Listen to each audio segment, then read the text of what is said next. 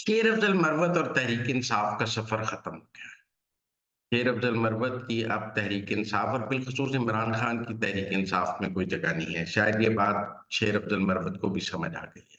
इसीलिए उन्होंने इमरान खान के खिलाफ महाज़ खोला। ये ज़रूर है कि उन्होंने उसकी वज़ाहत एक जारी की है, लेकिन वो वज़ाहत बड़ी मुबहम है और जो बात उन्होंने की है, वो बड़ी क्लियर है कि वो कह रहे हैं कि अगर आज तक तहरीक नहीं चल सकी, तो इसका ज़िम्मेदार इमरान खान है, क्योंकि वो जेल से बैठ के तहरीक की कोई कॉल देना ही नहीं चाहता और वो एक दरमियान में मिडवे खेलना चाहता है।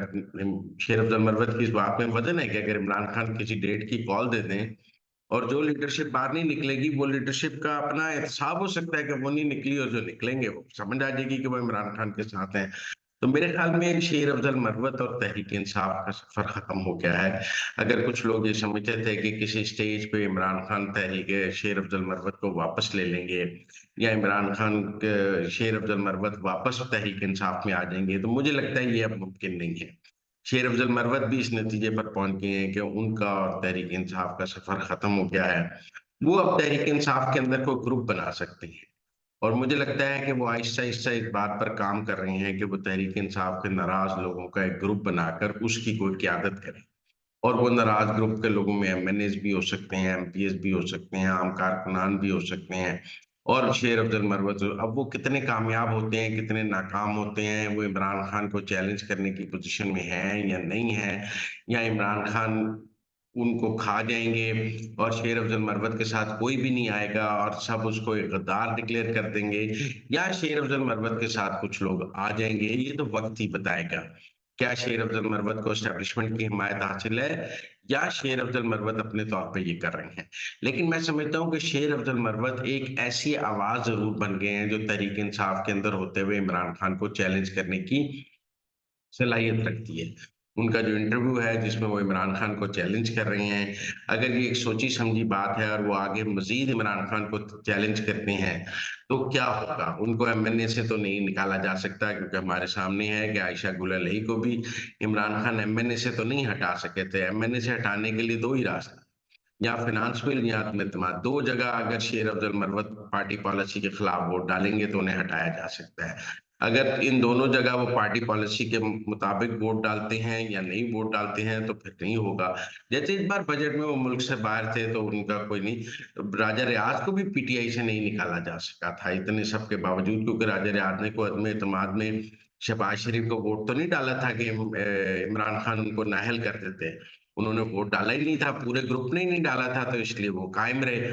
तो शेर अब्दुल मरवत बतौर रुकने कौमी असेंबली तो कायम रहेंगे और क्या वो इमरान खान को आगे जाके चैलेंज करना चाहते हैं और ये साबित करना चाहते हैं कि इमरान खान की वजह से तहरीक-ए-इंसाफ को नुकसान हुआ है और हमें एक नई पॉलिसी के साथ लेकर चलनी है, और क्या शेर अफ़ज़ल मरवत को ये ख़्याल हो गया है कि उनकी पॉपुलैरिटी इतनी है कि वो इमरान खान को चैलेंज करके तहरीक इंसाफ के अंदर वो इतने पॉपुलर हैं कि लोग उनके पीछे आ जाएँगे इमरान खान को छोड़कर। तो ये का गलत वक़्त है। मैं समझता हूँ वैसे तो ये उनकी बैड कैलकुलेशन है। शायद ऐसा मुमकिन नहीं, लेकिन क्या हालात इस तरफ उनको लेके जा रहे हैं कि वो इमरान खान को चैलेंज करें और तहरीक इंसाफ के अंदर रहकर आज तक किसी ने तहरीक इंसाफ के अंदर रह के इमरान खान को चैलेंज नहीं किया। जिन लोगों ने 9 मई के बाद पार्टी छोड़ी भी, उन्होंने कोई इतना इमरान खान के खिलाफ बात नहीं की कि इमरान खान गद्दार है ये, बल्कि वो आज भी वापसी के रास्ते ढूँढ रहे हैं। अगर शेर अब्दुल मरवत वाक़ई ही इमरान खान को चैलेंज करते हैं और उनके ऊपर एक अटैक करते हैं, तो ये एक दिलचस्प लड़ाई होगी, क्योंकि मीडिया उनको तवज्जो देता है। अभी आप देख लें फवाद चौधरी की लड़ाई भी तहरीक इंसाफ के गले पड़ी हुई है, लेकिन फवाद चौधरी इमरान खान के खिलाफ बात नहीं कर रहे हैं। वो बैरिस्टर गौहर के खिलाफ बात करते हैं, वो रऊफ हसन के खिलाफ बात करते हैं, वो शिबली फराज के खिलाफ बात करती हैं, लेकिन वो इमरान खान के खिलाफ बात नहीं करते। शेर अब्दुल मरवत का केस डिफरेंट है। शेर अब्दुल मरवत इमरान खान के खिलाफ बात कर रहे हैं और वो इमरान खान को चैलेंज कर रहे हैं, जो फवाद चौधरी और बाकी लोग नहीं कर रहे हैं।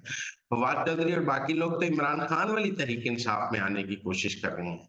जबकि मुझे लगता है शेर अब्दुल मरवत इमरान खान के बगैर एक तहरीक इंसाफ बनाने की कोशिश करने की तरफ जा रहे हैं और उनका अगला मुझे एजेंडा यही लगता है। जस्टिस तारिक जहांगीरी ने इलेक्शन पिटीशंस की समाअत की है। उनकी डिग्री के हवाले से बहुत सारी चीज़ें सामने आ चुकी थीं, लेकिन उसके बावजूद उन्होंने अपना काम जारी रखा है। वैसे तो ये कहा जाता है कि जब आपके खिलाफ कोई सबूत सामने आ जाए, इल्ज़ाम लग जाएँ, तो जब तक आप पर इल्ज़ाम क्लियर ना हो, आपको काम नहीं करना चाहिए। अब जस्टिस तारिक जहांगीरी की जो डिग्री के हवाले से मामलात हैं, वो कोई मामूली मामलात नहीं है। आप उन्हें कोई ये नहीं कह सकते कि जी ये बड़ी मामूली सी बात है, छोड़ें इसको, इग्नोर करें। लेकिन डिग्री बुनियाद है आपके जज होने की। आप जज इसलिए हैं कि आपने कानून की तालीम हासिल की है। कोई एमबीए करके जज नहीं लग सकता, कोई इकोनॉमी पढ़ के जज नहीं लग सकता, कोई फिनांस पढ़ के जज नहीं लग सकता। बाकायदा कानून की तालीम और एक जज बनने का क्राइटेरिया है। अगर आपकी एलएलबी की सनद ठीक नहीं है, तो फिर आपकी सारी ही बिल्डिंग फॉल कर जाती है। अब सवाल ये है कि जस्टिस तारिक जहांगीरी ने अपनी अपनी डिग्री के हवाले से कोई वजाहत भी बजरिया रजिस्ट्रार इस्लामाबाद हाई कोर्ट जारी नहीं की है। उन्होंने कोई मौकफ भी नहीं दिया है, और उस हवाले से जो चीजें यूनिवर्सिटी का खत और ये सब कुछ है, वो अपने तौर पे मौजूद हैं। होना तो ये चाहिए था कि वो वजाहत देते या वो बताते कि उनकी डिग्री ठीक है या नहीं है। खामोशी से तो बात नहीं चल सकती है। लेकिन ये सवाल जरूर पैदा हो गया है कि अदलिया के अंदर एहतसाब का कोई निजाम नहीं। अदलिया के अंदर एहतसाब का कोई वाइब्रेंट निजाम नहीं है।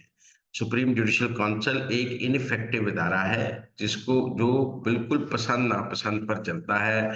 वहां पर जजेस की लॉबियां काम करती हैं। वो एहतसाब का कोई ऐसा इदारा नहीं है जहां से जजेस का शफाफ एहतसाब हो सके। वहां पे ग्रुप बंदी मैटर करती है, वहां पे लॉबिंग मैटर करती है, वहां अंदर आपके पास कितने वोट हैं ये मैटर करते हैं। तो वो तो मुझे कोई ऐसा इदारा नहीं लग रहा जहां से कोई शफाफ एहतसाब हो सके। अब सवाल ये है कि इस मुल्क में अगर किसी ब्यूरोक्रेट की जाली डिग्री निकला है तो वो जेल जाता है। हमने देखा पार्लियामेंटेरियंस की जाली डिग्रियां निकली, जब बीए की शर्त थी तो उनको भी जेल जाना पड़ा, मुकदमात हुए। अब अगर जज की जाली डिग्री निकला है तो क्या होगा? क्या जाली डिग्री के साथ जज काम करता रहेगा? अगर उनकी डिग्री जाली नहीं है, तो उन्हें इसकी वजाहत करनी चाहिए, उन्हें इसकी इंक्वायरी करा के मामला 2 दिन में वादे कर देना चाहिए कि डिग्री जाली है या नहीं है। लेकिन अगर आपकी डिग्री पर सवाल है, मतलब मैं अगर कहीं काम करता हूँ और मेरी डिग्री पर सवाल है, वेरिफिकेशन नहीं हो पा रही है, तो वो मुझे काम करने देंगे? नहीं करने देंगे। और अगर मैं काम जाली डिग्री के साथ काम करूंगा तो सब मेरे खिलाफ रिट करने चले जाएंगे और अदालत के मुझे काम करने से रोक देगी। लेकिन अब सवाल ये है कि जज को काम करने से कौन रोके? जजेस के ऊपर तो अल्लाह मियां है, नीचे तो वो तो खुद जज हैं। अगर उन्होंने खुद ही कानून और आइन की पासदारी नहीं करनी, तो फिर उनसे आइन और कानून की पासदारी कौन कराएगा? अगर अदलिया कहती है हम अपना एहतसाब खुद करेंगे, और वो खुद अपना एहतसाब नहीं करते हैं, तो फिर क्या होगा? उनका कोई एहतसाब करने का कोई इदारा नहीं मौजूद है, क्योंकि अदलिया कहती है बाहर की मुदाखलत तो होनी ही नहीं चाहिए। कोई बाहर से हमारा एहतसाब कर नहीं सकता, और हम खुद अपना एहतसाब करने के लिए तैयार नहीं है। ये ऐसे कैसे निजाम चल सकता है? अगर जज पे कोई इल्जाम हो और सुप्रीम जुडिशल काउंसिल का इजलास 1 साल तक ना हो, जैसे मुजाहिर अली नकवी साहब के दौर में नहीं हुआ था। उमर अता बंदियाल साहब ने उनका एहतसाब नहीं किया था, बल्कि ये कहा था कि मैंने साथ बेंच में बिठाकर मैसेज दिया है कि मैं उनके साथ हूँ। तो ये एक चीफ जस्टिस एक बंदे पे करप्शन का इल्जाम है, जज पे उसको साथ बिठा के क्या इल्जाम दे रहा है कि मैं करप्ट जज के साथ बैठा हूँ? इसी तरह अगर जिन जजिस पर इल्जामात हैं और वो अपने इल्जामात की सफाई या क्लियरेंस के बगैर अदालतों में बैठे हैं, तो ये क्या मैसेज है? ये मैसेज ये है कि इस मुल्क की अदलिया में एहतसाब का कोई निजाम नहीं है। वो दूसरों का एहतसाब तो करना चाहती हैं, लेकिन अपने एहतसाब के लिए तैयार नहीं है। उन्होंने खुद को एक किले में बंद कर लिया है, जिस किले की चाबी उन्होंने ताला लगाकर घुमा दी है, और वो समझते हैं कि बाहर से कोई अंदर ना आए, और अंदर हमने अपना एहतसाब करना नहीं है। ऐसा कैसे चल सकता है? मतलब अगर जजेस पर सीरियस किस्म के इल्जामात होंगे, किसी की सनद जाली है, किसी की बेटी ने 2 बंदे मार दिए हैं, किसी ने बगैर एंटाइटलमेंट के घर अलॉट करा लिया है, किसी का ग्रीन कार्ड निकल आया है, लेकिन हमारे पास इस मुल्क के आइन और कानून में कोई ऐसा रास्ता नहीं है कि जिन जजेस पर जो इल्जामात लग रहे हैं उसका एहतसाब हो सके, उसकी कोई इंक्वायरी हो सके, उसकी कोई शफ़ाफ़ तहकीकात हो सकें। क्योंकि जब तक अदलिया खुद ना चाहे वो तहकीकात नहीं हो सकती, और अगर अदलिया ना चाहे तो एहतसाब का रास्ता बंद है अदलिया के अंदर। आज हम देख रहे हैं जस्टिस तारिक जहांगीरी के मामले में जो डिग्री का मामला है, जो बड़ा संजीदा मामला है। आप ये अंदाजा करें कि किसी की भी डिग्री जाली निकल आए तो क्या वो अपनी उस मनसब पर काम कर सकता है? एक लम्हे के लिए नहीं कर सकता। लेकिन चूंकि अदलिया में कोई ऐसा सिस्टम ही मौजूद नहीं है जो उनको काम करने से रोक सके, लिहाजा वो काम कर रहे हैं। अगर उनकी डिग्री असली है तो यकीनन ये 24, 48, 72 घंटे का मामला है, क्लियरेंस के बाद वो जरूर काम करें। डिग्री वेरीफाई हो जाए, डिग्री साबित हो जाए, एक आला सतही कमीशन बना दें, उस डिग्री की वेरिफिकेशन हो जाए, नहीं होती है तो फिर वो कैसे काम कर सकते हैं बगैर एलएलबी के? हमने कोई बगैर एलएलबी के कोई जज रखने की कोई कानून आइन में कोई गुंजाइश तो मौजूद नहीं है। तो मेरे ख्याल में जस्टिस तारिक जहांगीरी साहब के का मामला एक टेस्ट केस है। अगर उनकी डिग्री आप वेरीफाई नहीं करते तो फिर अदलिया को पाकिस्तान में किसी भी शहरी की डिग्री वेरीफाई कराने का कोई हक नहीं है। जब वो अपने जज की डिग्री वेरीफाई कराने को तैयार नहीं है तो फिर मेरी आपकी डिग्री वेरीफाई करने के अहकाम कैसे दे सकते हैं? सबसे पहले तो अदलिया को खुद रोल मॉडल होना है ना। और जब अदलिया के अपने ऊपर जाली डिग्री पे कोई जज बैठा होगा तो वो जाली डिग्री वाले बाकी लोगों को कैसे निकाल सकेंगे? मेरे ख्याल में सुप्रीम जुडिशल काउंसिल का हंगामी इजलास होना चाहिए, बल्कि तारिक जहांगीरी साहब को खुद कहना चाहिए कि अब मेरी डिग्री वाला मामला सामने आ गया है, पहले मेरी ये क्लियरेंस होगी। मैं अगर वो खुद को समझते हैं उनकी डिग्री बिल्कुल ठीक है तो उन्हें बिल्कुल खुद को पेश करना चाहिए और कहना चाहिए 72 घंटे में chief justice Islamabad high court को खत लिखे कि मेरी डिग्री की वेरिफिकेशन 72 घंटे में कराई जाए। वो डिग्री की वेरिफिकेशन के लिए लोकल कमीशन मुकर्रर करें और वो लोकल कमीशन जाके डिग्री वेरीफाई कर लेगा। लेकिन अगर वो अपनी डिग्री की वेरिफिकेशन भी नहीं कराना चाहते, सुप्रीम जुडिशल काउंसिल भी कोई तैयार नहीं है, तो फिर हम इसको क्या समझें? इसका इससे का मतलब है कि अदलिया के अंदर एहतसाब का कोई निज़ाम मौजूद नहीं। नवाज शरीफ की खामोशी के हवाले से बहुत सी क्यासराइयाँ की जाती हैं।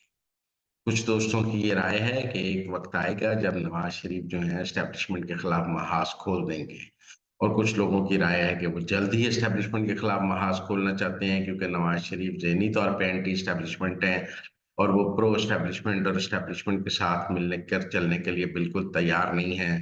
दोस्तों की ये भी राय है कि वो वजीर आजम नहीं बन सके, इसलिए वो किसी भी वक्त एस्टेब्लिशमेंट पर चढ़ाई कर देंगे और ये जो सारी बिसात मुस्लिम लीग नून की बनी हुई है इसको गिरा देंगे।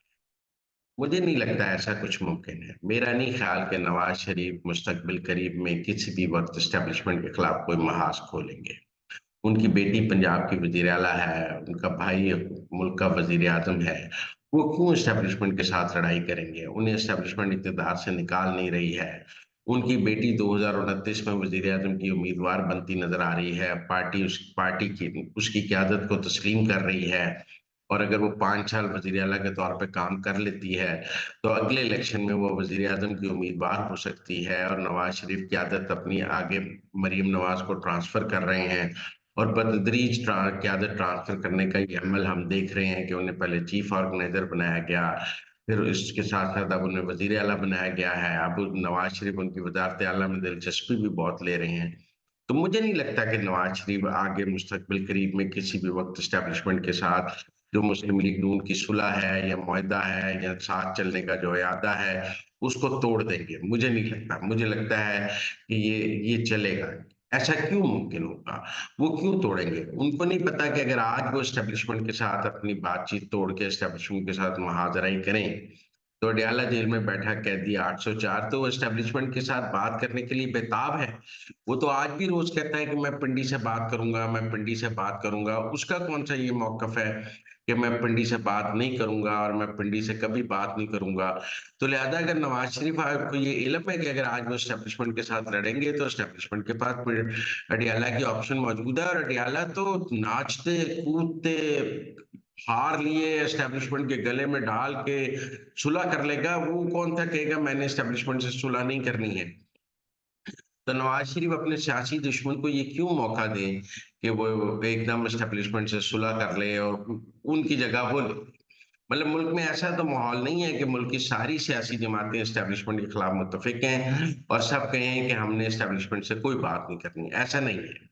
सब सियासी जमातें एस्टेब्लिशमेंट से बात करना चाहती हैं। अकेली मुस्लिम लीग नून थोड़ी पीपल्स पार्टी भी एस्टेब्लिशमेंट से बात करना चाहती है। फजल रहमान साहब की भी बात हो जाए तो वो भी बात करना चाहते हैं, एमकेएम भी करना चाहती है, हत्ता कि पीटीआई भी। पीटीआई की एस्टेब्लिशमेंट से क्या लड़ाई है? एक ही लड़ाई है कि एस्टेब्लिशमेंट उनसे बात नहीं कर रही है। अब आप मुझे दोस्त ये समझाएं कि नवाज शरीफ एस्टेब्लिशमेंट को ये मौका क्यों दें कि वो अडियाला वाले से बात करे और अल्टरनेट ऑप्शंस की तरफ गौर करे। मुस्लिम लीग नून की फर्स्ट चॉइस थी, मुस्लिम लीग नून से एस्टेब्लिशमेंट की बात हो गई। इस रिलेशनशिप को लंबा चलाना नवाज शरीफ के मुफाद में है, उनकी पार्टी के मुफाद में है, उनकी बेटी के मुफाद में है, उनके भाई के मुफाद में है। तो मुझे नहीं लगता आगे चल के नवाज शरीफ किसी भी स्टेज पर कोई एंटी एस्टेब्लिशमेंट लाइन लेंगे।